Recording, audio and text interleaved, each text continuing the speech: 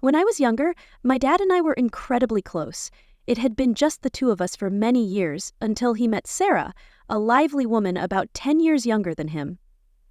They got married shortly after, and before long, Sarah moved in with us. While she was kind, we didn't share much in common.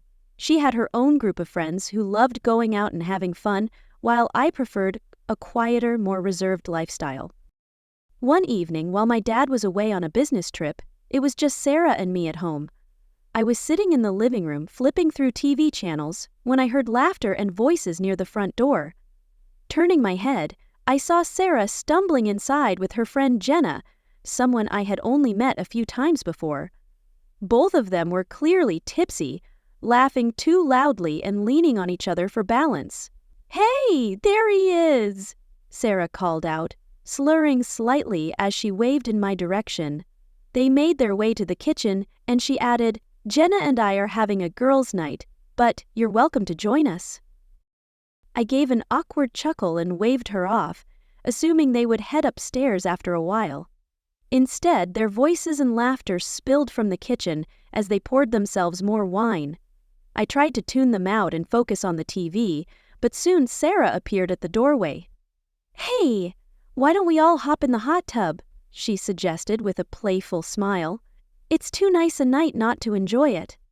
I was about to politely decline when Jenna chimed in enthusiastically. "Oh, come on, you only live once, right?" Her energy was contagious, and before I realized it, I was nodding in agreement. Minutes later, the three of us were soaking in the hot tub under the stars. It felt a little strange being out there with them, but they were clearly having a great time, laughing and sharing stories. As the evening progressed, the mood began to shift. Sarah leaned in slightly, her gaze soft and hazy. "Didn't think you'd actually join us," she murmured with a grin, her voice quieter than before. Jenna was watching too, her expression unreadable. I started to feel uneasy, unsure of where things were heading. The warm water, combined with the dim backyard lighting, made everything feel surreal. I focused on keeping the conversation casual, but Sarah's tone grew more playful as time passed.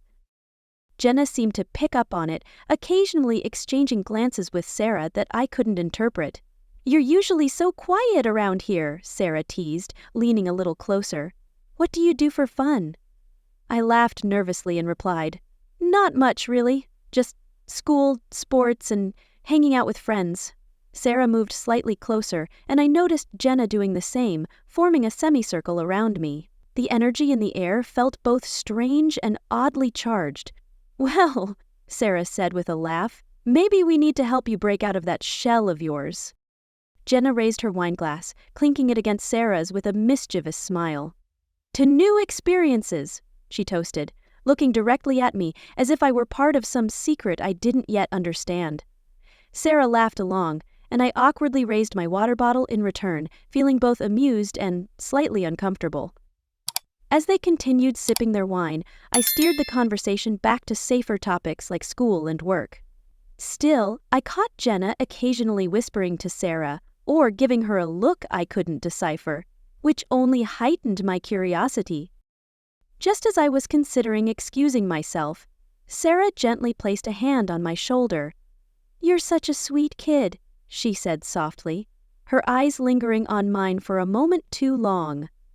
"Your dad's lucky to have you." Jenna nodded in agreement, her gaze sparkling with something I couldn't quite place. "Really lucky," she echoed, her tone carrying a subtle undertone I couldn't identify. My pulse quickened as I glanced between them, wondering if I was imagining the shift in their behavior. I convinced myself that it was probably just the wine talking, that I was reading too much into the situation. But then Sarah leaned in, her expression suddenly serious. "There's something I've been meaning to talk to you about," she began, her voice barely above a whisper. Startled, I looked at her, curiosity mixed with apprehension. What could she possibly want to say to me now? Her words seemed to hang in the air, and I could feel an inexplicable tension building. Jenna's eyes darted between us, her expression both intrigued and slightly uneasy, as if she were anticipating Sarah's next words. After a pause, Sarah took a deep breath and finally spoke. "You know, ever since I married your dad, I've really wanted us to grow closer," she admitted, her voice soft with vulnerability. "But sometimes it feels like we're just strangers, living under the same roof." Her confession caught me off guard. For the first time, I saw a side of Sarah I hadn't noticed before, a genuine, softer side. My initial discomfort began to fade, replaced by a sense of understanding. "I didn't realize you felt that way," I replied honestly, unsure of what else to say. "I suppose I never really knew how to approach you," I admitted, feeling unsure. Sarah gave a small nod, as if she understood my hesitation. "I get that," she said, her tone carrying a hint of sadness. "I just thought maybe tonight we could change that, try to be more open with each other." Jenna, sitting beside her, reached out and placed a reassuring hand on Sarah's shoulder, offering her a supportive smile.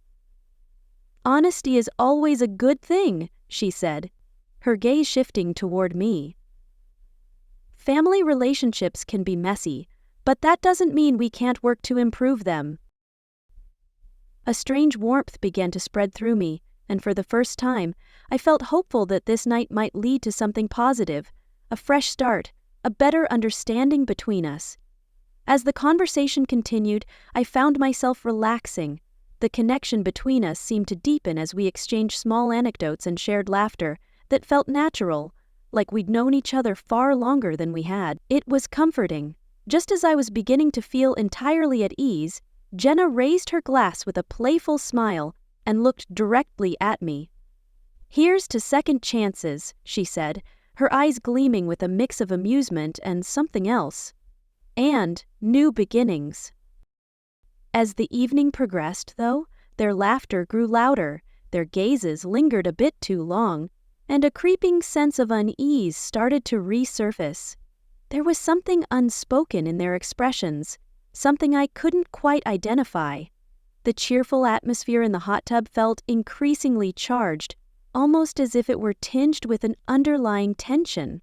Sarah and Jenna were clearly tipsier now. Their laughter lingered, their glances stayed longer, and it was impossible to ignore the shift. "All right," Sarah said suddenly, breaking the moment with a mischievous smile. "Truth or dare?" Her eyes sparkled with a mix of excitement and mischief as she looked directly at me. I let out a nervous laugh. "Aren't we a little too old for that game?" I asked hesitantly. "Never!" Jenna exclaimed, laughing as she waved her glass in the air. "Come on, it'll be fun!" A harmless way to break the ice. Her tone was playful, but there was a subtle undertone that I couldn't quite place. I hesitated, but their eager looks eventually wore me down. I sighed and nodded. "Fine." "Truth." Sarah's eyes gleamed as she leaned closer, clearly enjoying herself. "Okay," she said thoughtfully. "Tell us the biggest secret you've ever kept from your dad." Her question caught me completely off guard, and I shifted uncomfortably, unsure of how to respond to something so personal. I settled on a vague answer, describing a harmless prank I'd once played with friends, hoping it would be enough to satisfy them. Jenna, however, shook her head with a sly smile. "Oh, come on," she said. "That's way too easy. You're holding back." I laughed nervously, trying to brush it off, but I could feel their attention sharpening. "All right," I relented. "Dare." Sarah and Jenna exchanged a quick look, and my pulse quickened at the unspoken communication between them. Sarah's smile turned sly as she spoke. "Okay, I dare you to tell us something about yourself that no one else knows." Her words caught me off guard, and I scrambled to come up with an answer. I gave them something trivial, hoping it would suffice, but their laughter hinted at something more. Their eyes lingered on me a moment too long, leaving me with a faint sense of discomfort, as if they were seeing through me. Just as I thought the moment was fading, Sarah leaned in closer. Her voice softened, carrying a tone that felt both gentle and secretive. "You know," she whispered, "we don't have to tell anyone about tonight." Her words, spoken almost conspiratorially, sent a ripple of confusion through me. There was something unsettling about the way she said it, and yet a strange thrill lingered in the air. I found myself at a crossroads, torn between wanting the night to continue and the growing realization that things were getting too intense. Deep down, I knew that whatever happened next would shape how the night would end, and possibly much more.